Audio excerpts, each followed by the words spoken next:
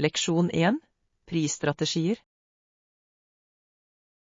Jeg har tenkt på hvor avgjørende en veldefinert prisstrategi for enhver bedrift. Absolutt. Det fascinerende hvordan riktig pris kan tiltrekke seg kunder og samtidig opprettholde fortjenestemarginer. Nøyaktig. Det som å gå på stramt tei. Du ønsker å appellere til publikum uten å undervurdere produktet ditt. Og la oss ikke glemme markedsundersøkelser. Det spiller en viktig rolle i å bestemme det ideelle prispunktet. Det sant at å kjenne konkurrentene dine og forstå kundenes forventninger kan utgjøre hele forskjellen. I tillegg kan justering av priser basert på tilbakemeldinger skape en mer lojal kundebase i det lange løp. Faktisk handler det om balanse og strategi når det kommer til prissetting. Og når det utføres godt, kan det føre til bærekraftig vekst for ethvert selskap. Akkurat, en solid prisstrategi handler ikke bare om tall, det handler om å forstå markedet ditt. Leksjon 2. Andre sjanser.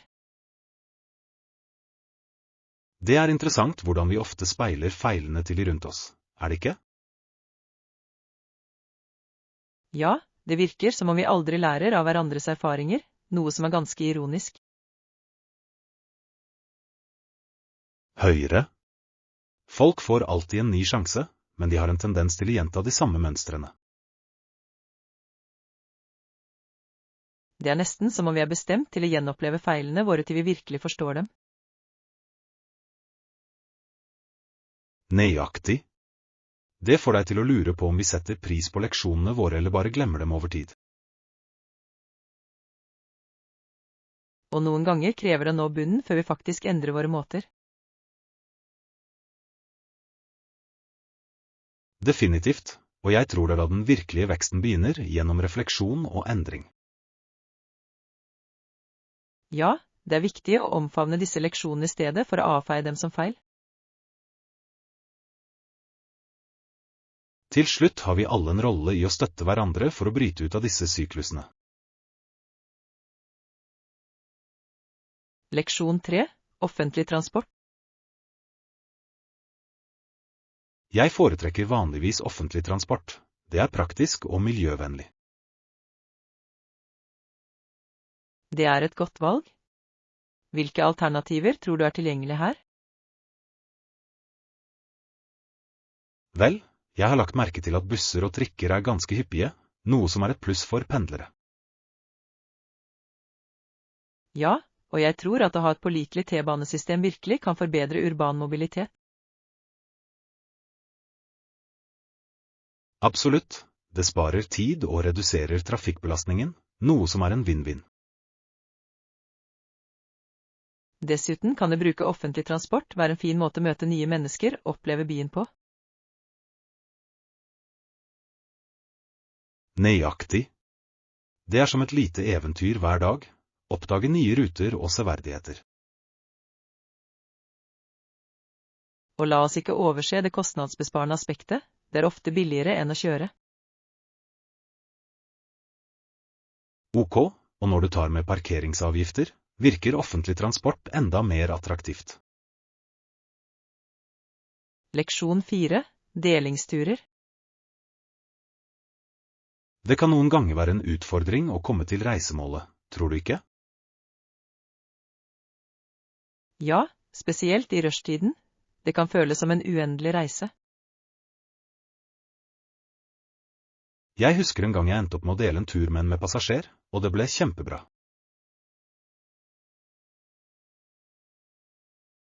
Det interessant. Hadde dere begge en hyggelig samtale under turen? Absolutt. Vi utvekslet historier og delte til og med anbefalinger for lokale steder. Det høres koselig ut. Det utrolig hvordan en enkel biltur kan føre til nye vennskap.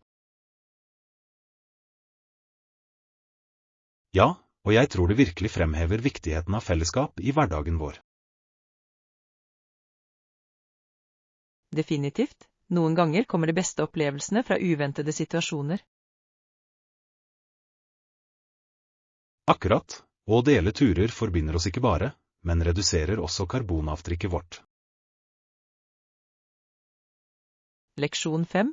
Bærekraftige trinn. Det er fascinerende hvordan absolutt hvert lite skritt teller for en bærekraftig fremtid. Jeg er helt enig. Noen ganger undervurderer folk virkningen av deres individuelle handlinger. Nøyaktig. Selv enkle endringer som å redusere plastbruken kan føre til betydelige forbedringer.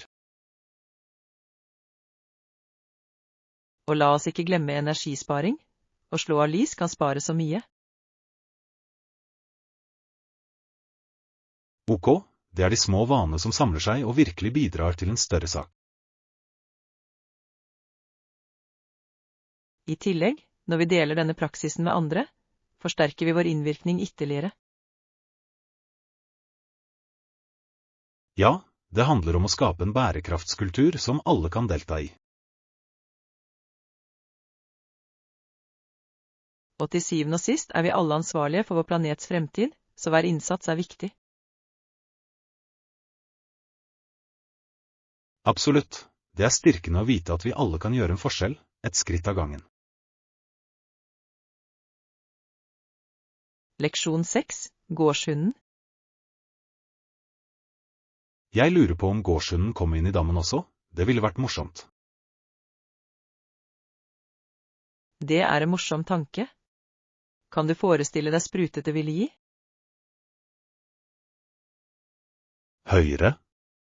Hunder bare elsker vann, og en stor sprut ville definitivt lysne opp dagen.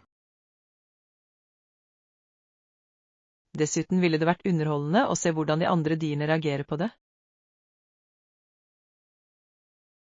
Nøyaktig. Jeg kan se for meg at kyllingene klukker i forvirring eller at kyrne ser overrasket på. Og kanskje ville hun til og med prøve å gjete endene tilbake til land? Det ville vært litt av et syn. Det er øyeblikk som disse som gjør gårdslivet så morsomt. Helt. Naturen har en måte å bringe uventet glede gjennom enkle, lekne interaksjoner. Ja, og det minner oss på å sette pris på de små tingene som bringer latter inn i livene våre. Leksjon 7. Komfortable sko. Jeg trenger komfortable og støttende sko til treningsøktene mine. Det er viktig. Definitivt. Riktig fottøy kan gjøre en slik forskjell i ytelse og komfort. Akkurat, jeg har lært at å bruke feil sko kan føre til skader over tid. Ja, og det er avgjørende å velge sko som gir god fotstøtte og demping. Absolutt. Jeg har lett etter merker som fokuserer på både stil og funksjonalitet. Det er en smart tilnærming. Du kan se bra ut samtidig som du er komfortabel og trygg. Ja, og jeg tror det er viktig å prøve sko og teste dem før man bestemmer seg. Sikkert. Det handler om å finne den perfekte passformen for dine unike føtter og aktiviteter. Nettopp, å investere i kvalitetssko er en investering i din generelle treningsreise.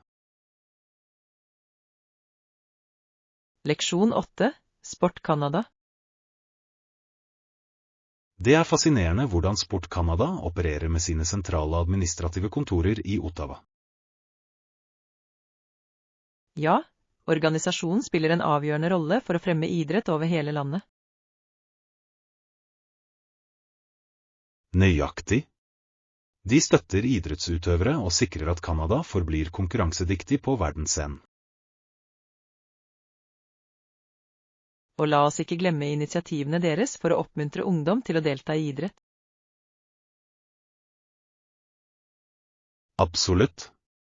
Å engasjere unge mennesker bidrar til å bygge en sunnere og mer aktiv fremtid. I tillegg fremmer den følelse av fellesskap og teamarbeid, noe som er uvurderlig. Ja, og det mangfoldige spekteret av sport de dekker viser Kanadas inkluderende tilnærming. Definitivt. Det er inspirerende å se hvordan de støtter idrettsutøvere fra alle bakgrunner. Til syvende og sist handler det å fremme sport ikke bare om konkurranse, det handler om å bygge karakter. Leksjon 9, månen. Månen er fortsatt ganske stor på nattehimmelen, det er fascinerende å se på. Ja, det tar omtrent en måned for månen å reise gjennom fasene sine, noe som er fascinerende. Nøyaktig. Hver fase forteller en historie og kobler oss til naturens rytme. Og jeg elsker hvordan ulike kulturer har sine egne tolkninger av månens betydning. Ja, det er utrolig hvordan noe så konstant kan inspirere til så forskjellige oppfatninger. Og la oss ikke glemme vitenskapen bak det. Månesykluser påvirker tidevann og til og med menneskelig atferd. Faktisk. Det er utrolig hvor sammenkoblet alt er i universet vårt. Ja, å bare se på månen kan fremme en følelse av undring og nysgjerrighet. Absolutt, det minner oss om vår plass i kosmos og skjønnheten rundt oss. Leksjon 10, lokaltransport. Det høres flott ut. Hva med lokaltransport i byene? Det er et essensielt emne, spesielt for de som er nybegynnere i urban livsstil og utforsker alternativer. Ja, å forstå de tilgjengelige transportformene kan gjøre bylivet mye enklere. Absolutt. Busser, trikker og sykler er alle gode måter å navigere i urbane områder. I tillegg har hver by sitt eget unike system, som legger til eventyret med utforskning. Ja, offentlig transport lar deg ofte se mer av byen enn å kjøre bil. Nøyaktig. Du kan fordype deg i den lokale kulturen mens du reiser fra sted til sted. Og la oss ikke glemme miljøfordelene. Bruk av kollektivtransport reduserer karbonutslipp. Absolutt.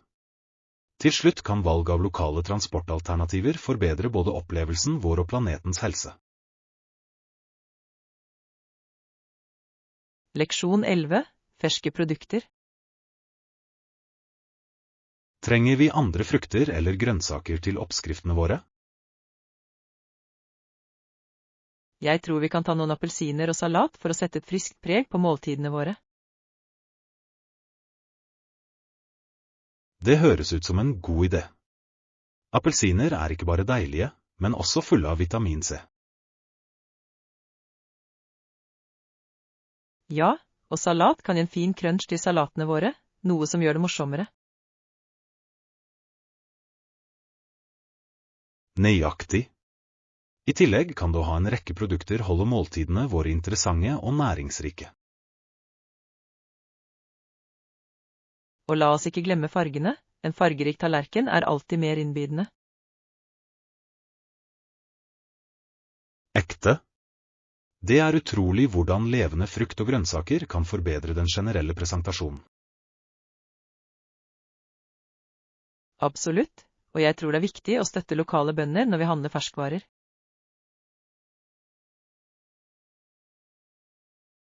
Ja, å kjøpe lokalt hjelper ikke bare samfunnet, men sikrer også at vi får de ferskeste varene. Leksjon 12, landemerker. Har du noen gang tenkt på hvordan store landemerker kan hjelpe oss med å navigere gjennom en by? Absolutt. Landemerker er som skilt som veileder oss, spesielt når vi utforsker et nytt sted.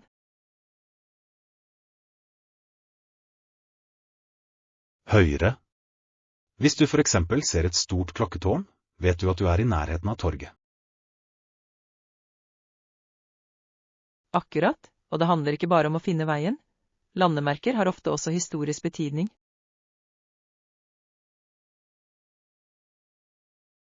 Riktignok forteller de historier om byens fortid og dens kultur, noe som gjør reisen vår mer berikende.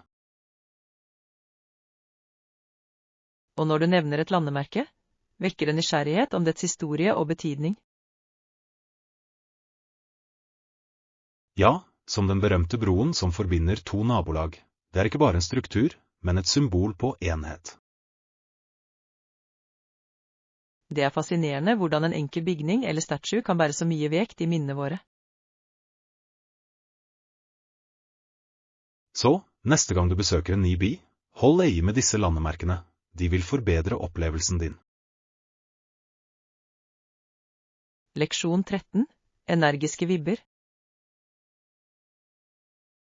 Hei, hvordan har du hatt det?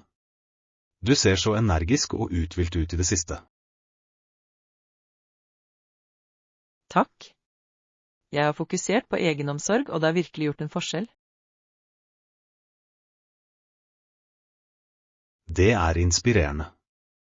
Hvilke endringer har du gjort for å føle deg så revitalisert?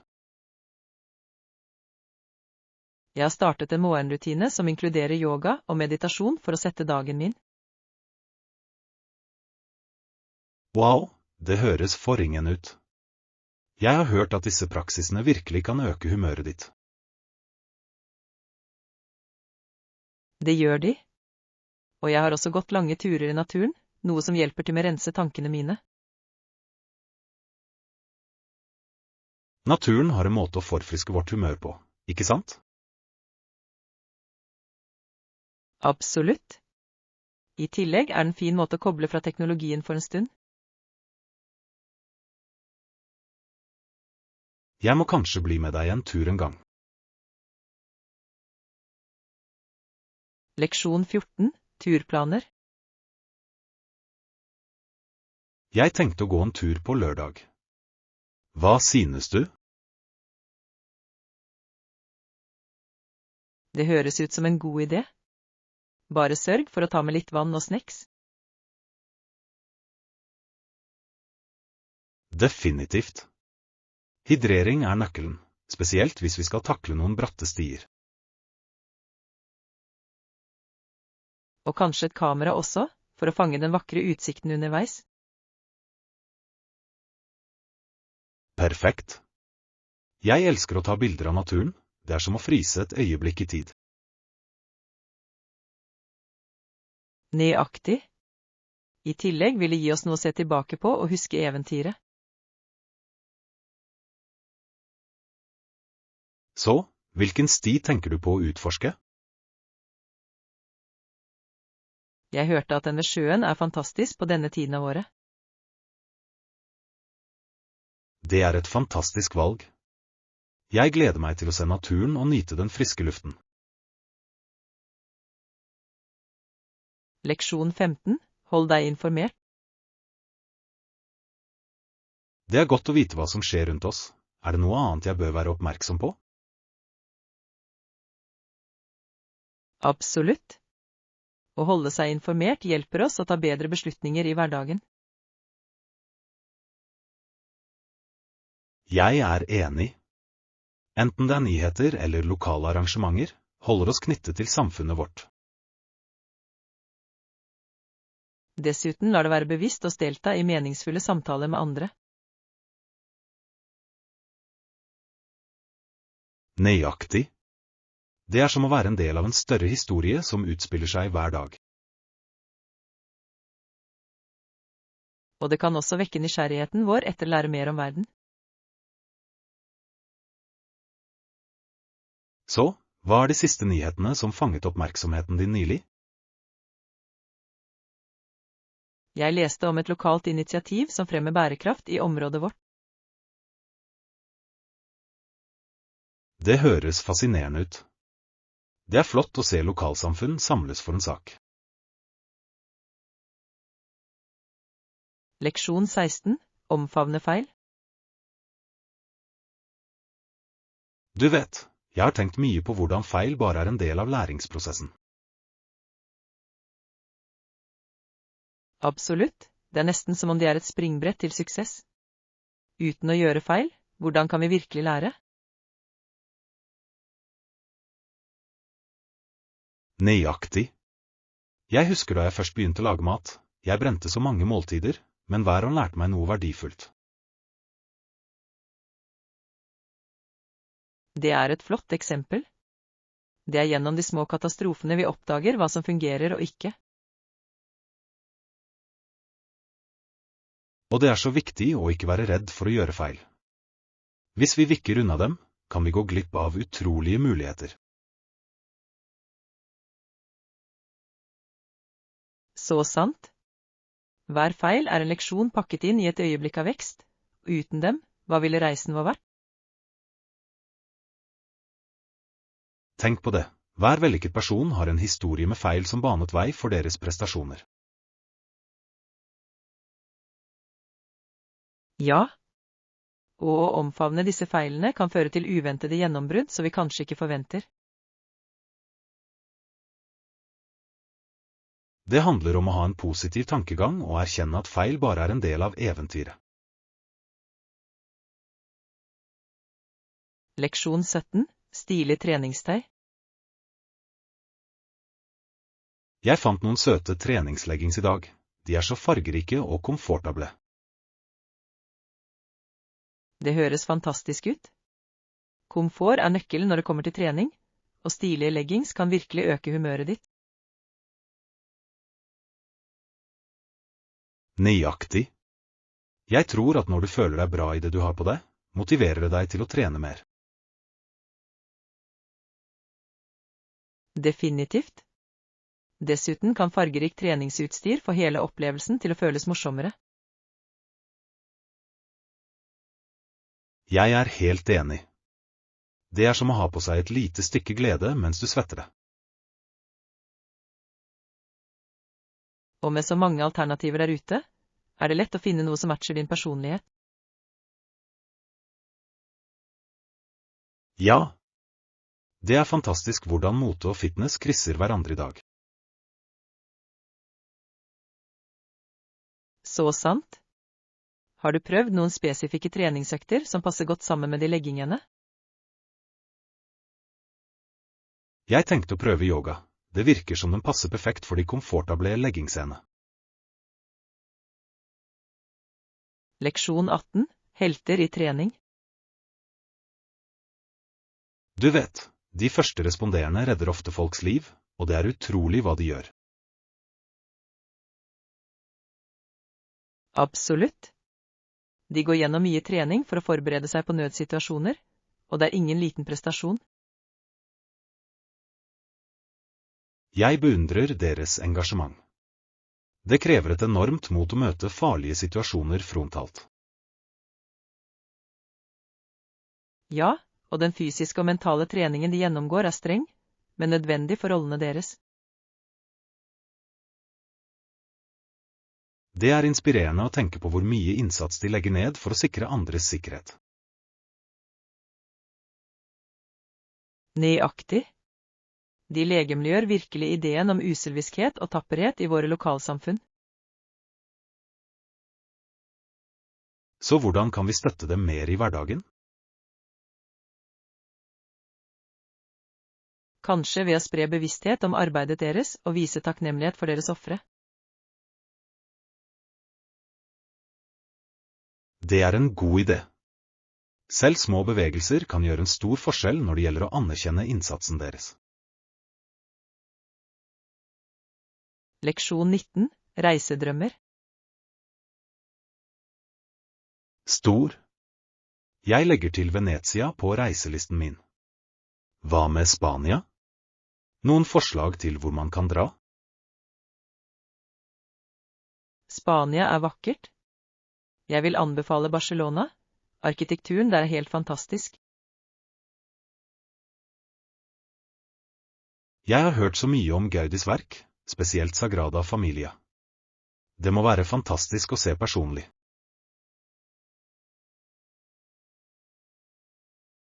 Det er det virkelig.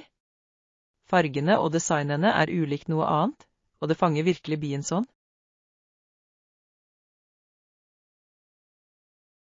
Jeg vil gjerne oppleve kulturen, maten og den livlige atmosfæren i Barcelona. Og ikke glem strendene. De er perfekte for å slappe av etter en dag med utforsking. Det høres herlig ut. Jeg tror jeg kan nyte litt tid med å nyte solen der. Definitivt. I tillegg er det lokale kjøkkenet et must-prøve. Tapas er en fantastisk måte å prøve forskjellige smaker på. Det høres ut som en drømmereise. Jeg gleder meg til å begynne å planlegge. Leksjon 20. Forhandlingsferdigheter. Jeg har tenkt på forhandlingsprosessen vi snart står overfor. Det er viktig å forberede seg godt. Absolutt. Det handler om å presentere oss selvsikkert samtidig så vi fremhever våre prestasjoner. Ja, å vise frem våre styrker kan virkelig gjøre en forskjell i hvordan vi blir oppfattet. Og å forstå den andre partens behov er like viktig, det viser at vi lytter. Nøyaktig. Forhandling handler ikke bare om å vinne, det handler om å finne felles grunnlag. Så sant. En vellykket forhandling gjør at begge sider føler seg tilfredse og verdsatt. Jeg tror å øve på forhandlingsevnene våre kan hjelpe oss til å føle oss mer komfortable når den tid kommer. Det er en god idé. Rollespill kan være en morsom måte å bygge opp selvtillit på og avgrense strategiene våre. La oss sette av litt tid til å øve. Det vil definitivt lønne seg i det lange løp. Leksjon 21. Visumkrav.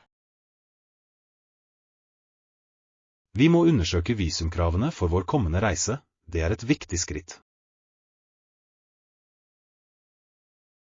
Godt poeng. Å kjenne regelverket kan spare oss for mye stress og potensielle problemer senere.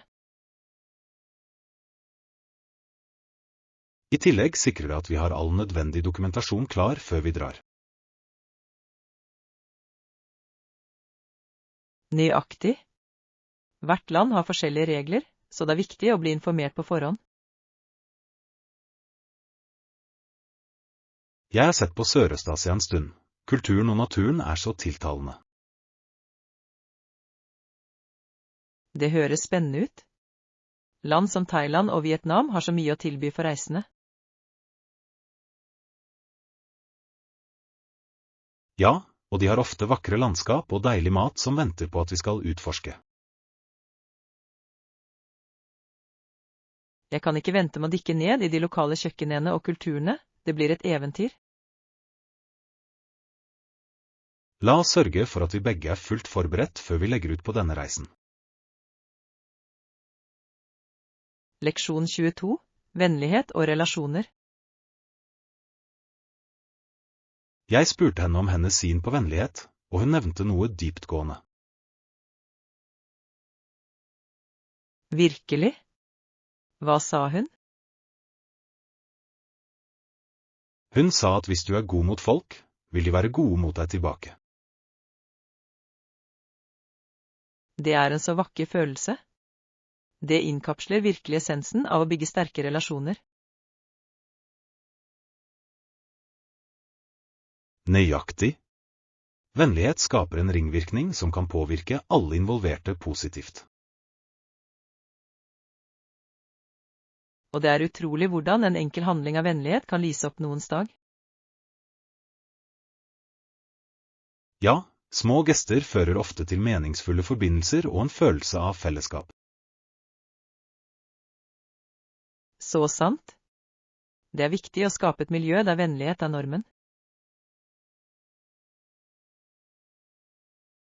Jeg tror vi bør ha som mål å praktisere vennlighet hver dag, uansett hvor liten handlingen er. Leksjon 23. Fengende mål. Det er viktig at vi definitivt tar til etterretning og jobber med de aspektene vi diskuterte tidligere. Absolutt. Husk at målet er å fengsle publikum med hver detalj vi presenterer. Fengsel er nøkkelen, og hvis vi kan engasjere dem, kan vi skape et varig inntrykk. Nøyaktig. Vi må tenke på følelsene vi ønsker å fremkalle, og hvordan vi kan få kontakt med mennesker. Det er sant. Historiefortelling kan spille en stor rolle i å få budskapet vårt til å få resonans. Ja. En godt fortalt historie kan vekke interesse og få seerne til å komme tilbake for mer. Så, hvilke strategier bør vi implementere for å sikre at vi oppnår den fengende effekten? Jeg tror vi bør begynne med å finpusse det visuelle og sørge for at det er iøynefallende. Flott idé. Visuals kan virkelig forbedre fortellingen vår og trekke folk inn i vår verden. Leksjon 24. Den skinnende byen. Har du hørt om den virkelige historien om den skinnende byen? Det er ganske fascinerende. Nei, det har jeg ikke. Hva gjør det så spesielt? Det er en historie jeg ikke har lest i en bok eller lært i et klasserom. Den er basert på ekte erfaringer. Det høres spennende ut. Historier fra det virkelige liv har ofte så mye mer dybde enn fiktive. Nøyaktig. Denne byen har en rik historie fylt med kamper og triumfer som formet dens identitet. Jeg vil gjerne høre mer om det. Slike historier inspirerer og lærer oss ofte. Det er historier om motstandskraft og håp som gjenlyder gjennom gatene, og skaper en levende kultur. Oao. Det høres ut som et sted hvor historien blir levende i hverdagen. Ja, og det minner oss om viktigheten av å bevare historiene våre for fremtidige generasjoner. Leksjon 25. Viktige handlelister. Før vi går ut og handler, kan vi lage en liste over hva vi trenger for å sikre at vi ikke glemmer noe. Det høres ut som en smart idé. Å ha en liste kan virkelig bidra til å effektivisere hele prosessen. Absolutt. Det sparer oss for tid og hjelper oss å unngå unødvendig kjøp. I tillegg er det tilfredsstillende å krysse av for varer mens vi går. Hva synes du vi bør inkludere? La oss begynne med det viktigste, som dagligvarer og husholdningsartikler som begynner å bli lite. God samtale. Vi bør også vurdere eventuelle spesielle ingredienser for oppskriftene vi planlegger å prøve. Ja. På den måten slipper vi å ta flere turer til butikken. Og det kan også hjelpe oss å holde oss til budsjettet hvis vi planlegger fremover. Nøyaktig. Planlegging gjør shopping mye mer effektivt og hyggelig. Leksjon 26. Supermarkedeventyr.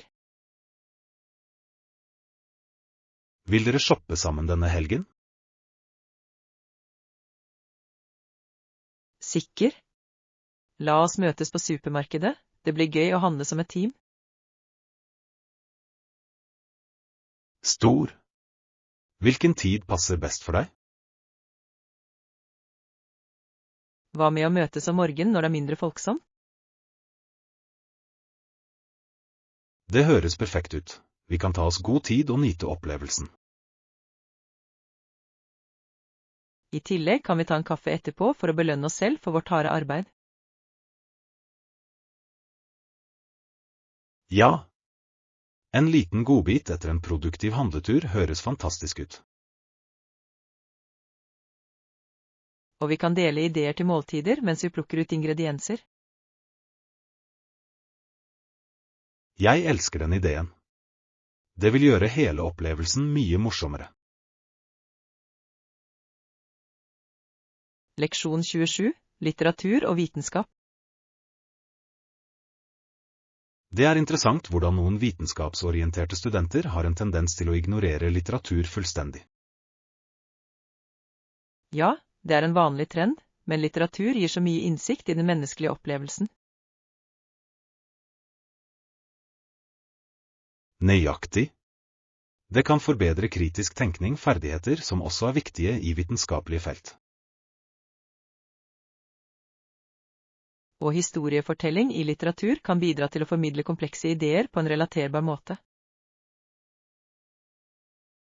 Definitivt. Å balansere begge disipliner kan føre til en mer avrundet utdanning. Jeg er enig. Å sette pris på litteratur kan inspirere til kreativitet i vitenskapelige sysler. Så hvordan kan vi oppmuntre flere studenter til å omfavne begge feltene? Kanskje ved å integrere litteratur i naturfagstimer for å vise sammenhengen deres. Det er en god idé. Å bygge bro over gapet kan vekke interesse og verdsettelse for begge fagene. Leksjon 28. Støtt hverandre. Det er viktig for kompiser å støtte hverandre, spesielt i tøffe tider. Absolutt. Å ha en venn å støtte seg til kan utgjøre hele forskjellen i verden. Ja da, det høres ut som en plan.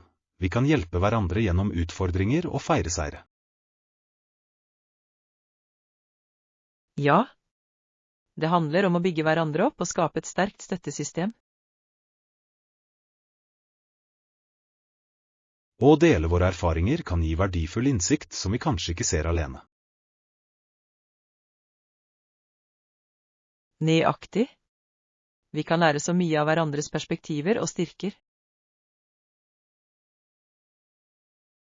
Jeg tror vi bør gjøre det til en vane å sjekke inn regelmessig og dele hvordan vi gjør det. Det er en fantastisk idé. Konsekvent støtte kan virkelig bidra til å skape en dypere forbindelse. La oss forplikte oss til å være der for hverandre, uansett hva livet byr på. Leksjon 29. Bevare historie. Mange av de private boligene i dette området har også en lang historie, som er fascinerende å utforske. Ja, og det legges stor vekt på at det skal se best mulig ut, og gjenspeile deres historie. Det er utrolig hvordan arkitektur kan fortelle oss så mye om menneskene som bodde der. Absolutt. Hver detalj har en historie, og å bevare dem er viktig for fremtidige generasjoner. I tillegg gir det karakter til nabolaget, slik at det føles unikt og levende. Jeg kunne ikke vært mer enig. Det er viktig å hedre den historien samtidig som man omfavner nåtiden. Så hvordan kan vi hjelpe med å bevare disse vakre hjemmene? Kanskje vi kunne melde oss frivillig til lokalt bevaringsarbeid eller delta på pedagogiske turer. Flott idé. Å engasjere seg i samfunnet kan øke bevisstheten om viktigheten av bevaring. Leksjon 30. Musikalsk talent. Søsteren min er en veldig god pianospiller. Hun har vunnet mange priser på musikkonkurranser. Det er imponerende. Det høres ut som hun har en ekte gave til musikk og mye dedikasjon. Absolutt. Hun øver i timevis hver dag, og det viser seg virkelig i opptredenene hennes. Jeg kan tenke meg. Å vinne priser må være en stor motivator for henne til å fortsette å forbedre seg. Ja, hun elsker å dele lidenskapen sin med andre, og det gir henne så mye glede. Det er fantastisk å se noen så talentfulle som forfølger drømmene sine med en slik entusiasme. Jeg lurer ofte på hvordan hun finner tid til å balansere alle sine forpliktelser med praksis. Det krever mye disiplin, men det høres ut som hun har en ekte lidenskap for det. Jeg håper å være med på en av hennes forestillinger snart. Det må være en vakker opplevelse.